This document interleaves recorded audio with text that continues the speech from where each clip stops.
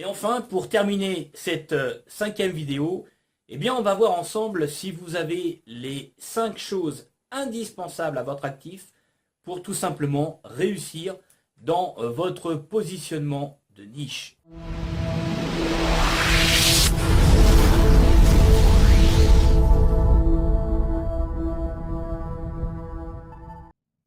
Alors, nous voici à la cinquième étape.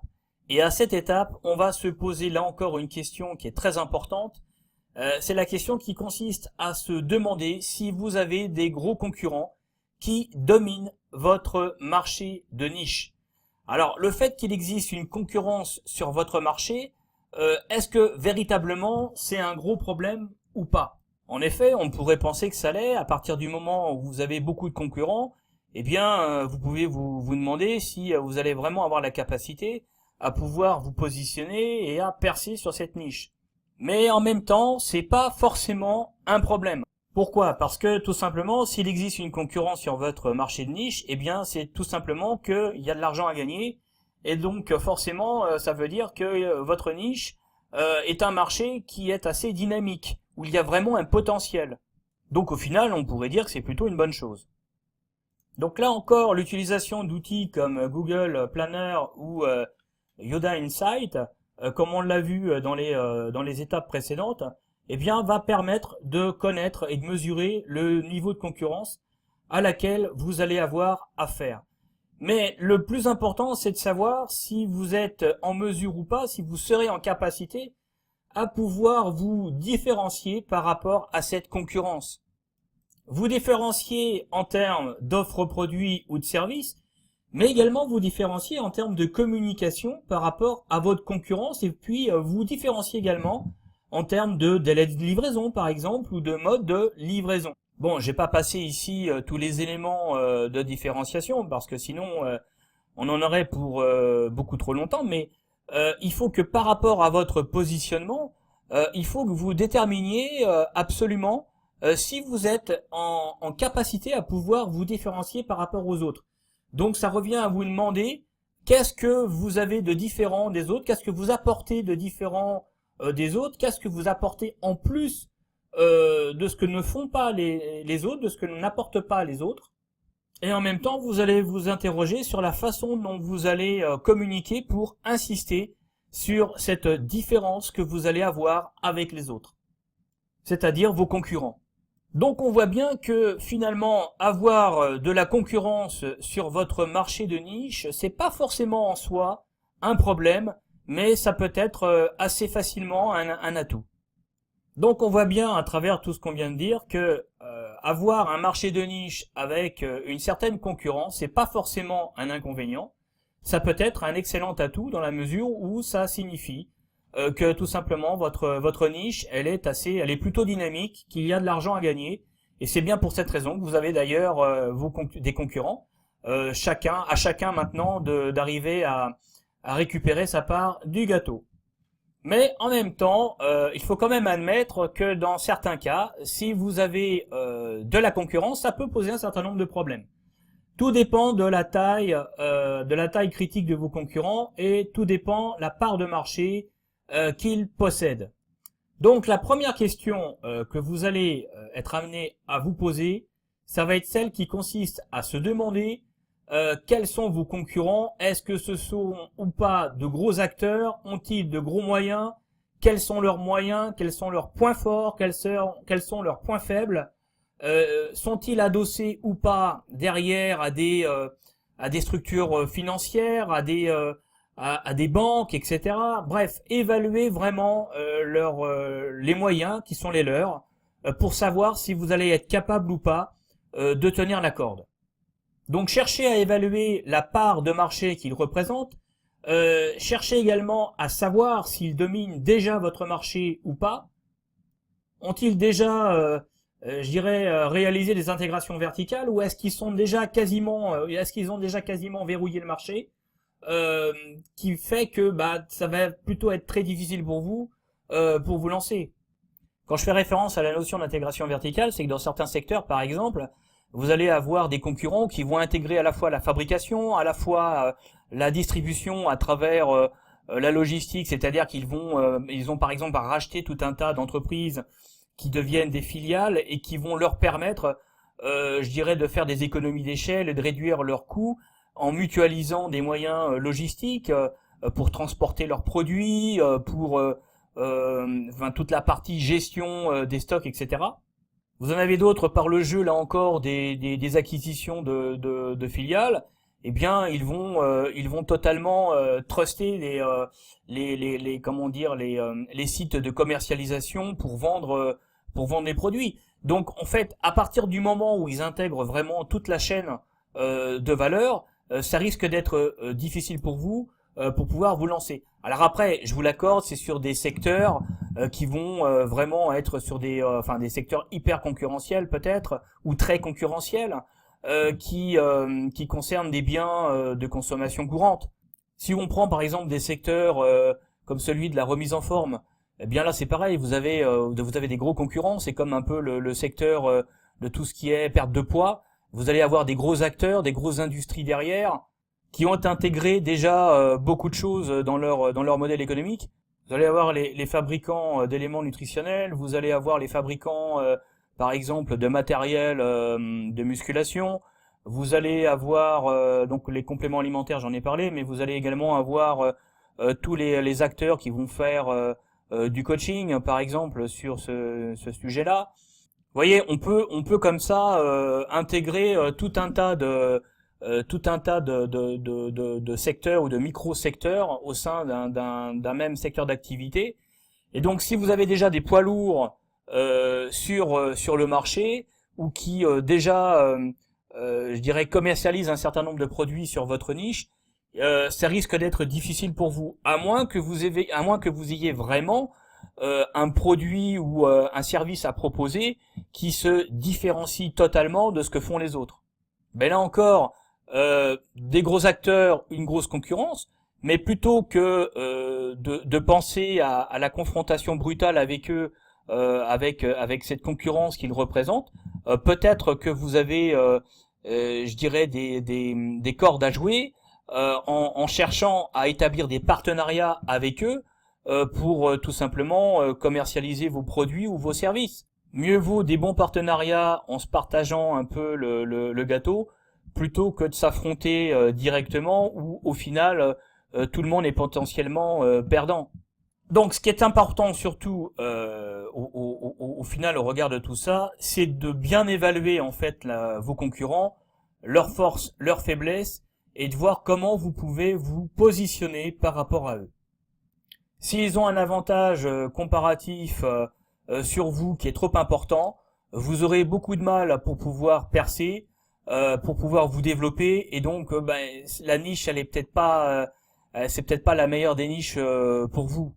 Dans le cas contraire, même si vous avez une grosse concurrence, mais que vous trouvez des moyens pour pouvoir vous positionner, pour pouvoir établir des partenariats qui vous feront gagner du temps face à cette concurrence, eh bien dans ce cas-là, peut-être que c'est jouable. Mais dans tous les cas, vous voyez que c'est très très important de bien évaluer en fait la force, l'importance de cette concurrence. Donc, avant de vous lancer, ce qui est très important à faire, c'est de bien connaître votre marché avant d'investir quoi que ce soit. La deuxième chose importante à faire, c'est de bien étudier les gros acteurs, les gros concurrents de votre marché, d'étudier les modèles économiques, d'étudier les bilans, les comptes de résultats, pourquoi pas. Vous allez sur société.com ou Infogreffe, vous allez sur société.com ou encore sur Infogreffe par exemple, et vous récupérez leur bilan, leur compte des résultats et vous regardez un peu la structure de ces derniers pour eh bien tout simplement voir si vos concurrents déjà gagnent de l'argent, perdent de l'argent, regardez un peu les proportions de chaque composant, de chaque masse des bilans, compte de résultats. Bon, là c'est pareil, c'est des informations économiques qui peuvent vous permettre d'avoir une vision globale un peu du secteur et puis d'essayer de mesurer par exemple le degré de capital. Est-ce que vous avez est-ce que vous avez des capitaux propres qui sont importants? Est-ce que derrière vous avez affaire à des PMI, PME ou est-ce que vous avez affaire à des grands groupes industriels qui sont adossés là encore à des banques, à des holdings financières, etc. Donc c'est pas du tout le même type de concurrent. Il faut bien être en capacité de pouvoir évaluer je dirais, les forces de cette concurrence à laquelle vous allez devoir vous confronter. Il va falloir également que vous fassiez une revue de presse pour chacun d'entre eux, essayer de comprendre leur historique, de savoir ce qui s'est passé tout au long de leur développement. Ça va permettre également d'essayer de savoir s'ils ont noué des partenariats avec d'autres entreprises du même secteur, quelles sont les relations que les entreprises peuvent avoir entre elles. Alors je vous l'accorde, tout ça c'est un gros travail, mais c'est important, c'est véritablement un travail d'enquêteur. Mais là encore, ne faites pas l'impasse sur toutes les informations que vous pouvez glaner, parce que la meilleure manière de savoir contre qui vous allez devoir vous battre, c'est de prendre un maximum d'informations, de mener tout ce travail d'enquête sur votre concurrence. Je dirais même que la revue de presse pour chacun de vos concurrents, c'est peut-être aussi important, sinon plus, que de récupérer le bilan et le compte de résultat, parce que derrière, vous avez le compte de résultat et le bilan, bon, vous allez avoir des éléments financiers, mais ça va rester quand même sommaire, vous n'allez pas avoir le détail des annexes, vous n'allez pas forcément avoir non plus le rapport de gestion, et puis de toute façon, et je suis bien placé pour le savoir, les rapports de gestion, quand on les rédige, on fait en sorte de pratiquer un peu la langue de bois et de faire en sorte que les informations vraiment stratégiques n'y figurent pas, puisque tout le monde y a accès. Donc souvent, on a deux rapports de gestion. On a un rapport de gestion qu'on va déposer au greffe, dans lequel on fait quand même beaucoup de blabla. Et puis vous avez le vrai rapport de gestion que l'on remet aux actionnaires, qui eux ont besoin d'une analyse précise sur la situation financière de l'entreprise, et puis qui ont besoin d'avoir une projection également pour les mois et les années qui arrivent. Passez également du temps à étudier les sites web de vos concurrents. Regardez leur famille de produits, regardez les types de produits qu'ils vendent, comment ils le vendent. Regardez également au niveau du transport, qui est un poste très très important pour les. Alors après, tout dépend sur quel secteur vous lancez. Si vous faites de la création de produits d'information comme moi, vous n'allez pas avoir de frais de transport.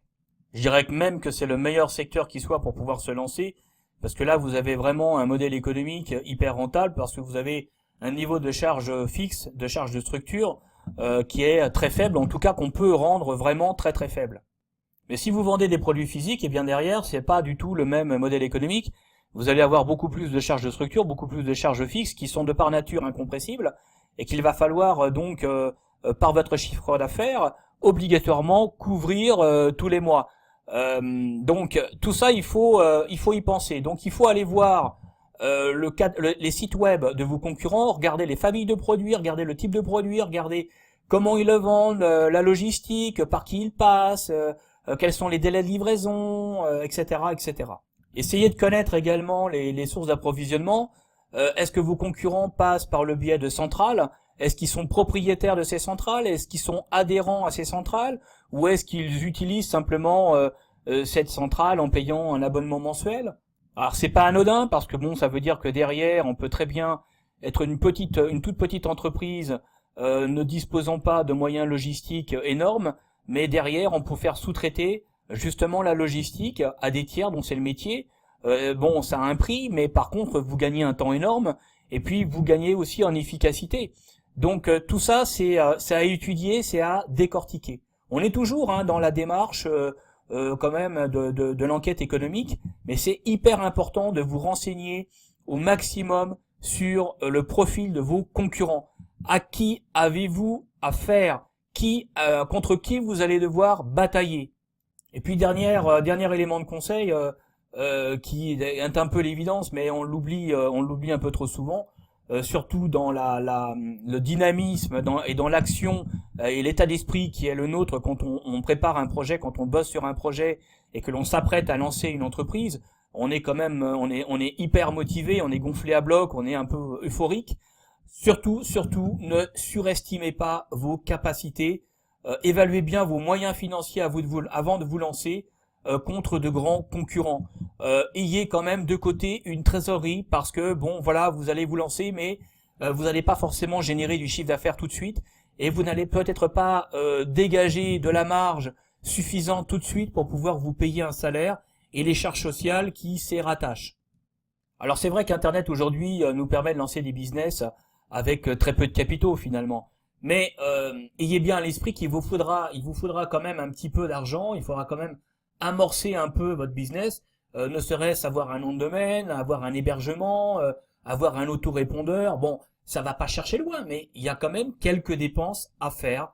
Donc là encore, il faut être en capacité à pouvoir établir un budget.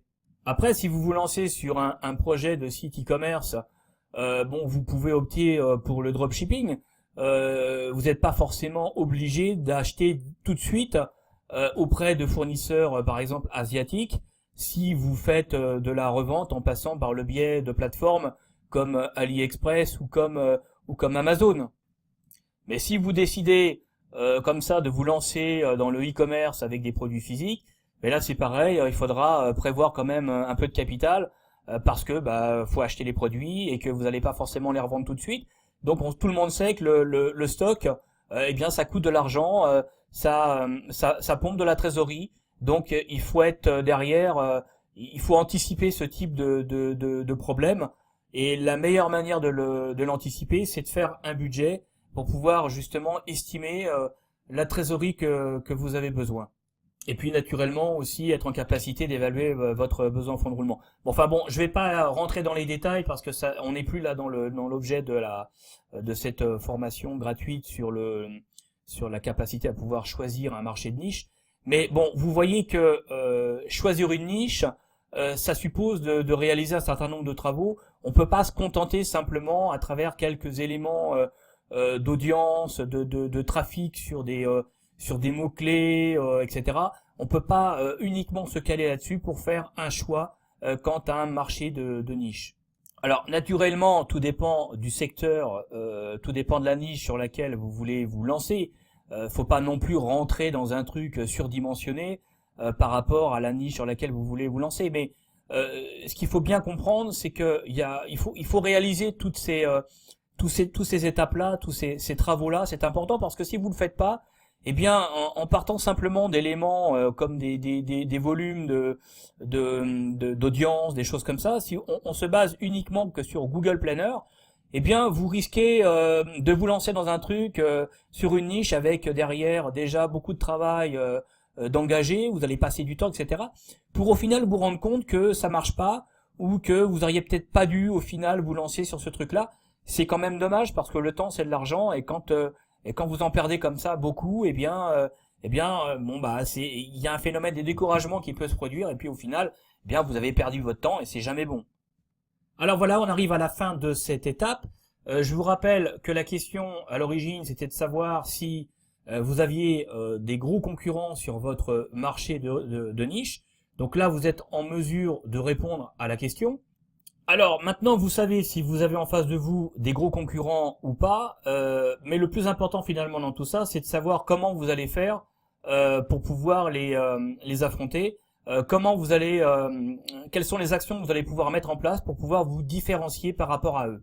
Est-ce que par rapport à ça, vous avez de vraies possibilités qui vont pas vous coûter très très cher? Et est-ce que vous allez être en capacité de pouvoir durer, c'est-à-dire mener ces actions sur la durée pour pouvoir vous positionner sur le marché de niche que vous convoitez? Si vous avez des réponses à tout ça, alors ça vaut la peine de continuer. Et nous allons donc passer maintenant à la 6e étape. Alors, 6e étape, 6e question, vous allez vous demander si vous êtes vraiment en capacité à pouvoir aider les gens de votre niche, la niche que vous convoitez, à trouver une solution à leurs problèmes. Est-ce que vous avez des solutions précises, concrètes à leur apporter? C'est la clé de votre business model.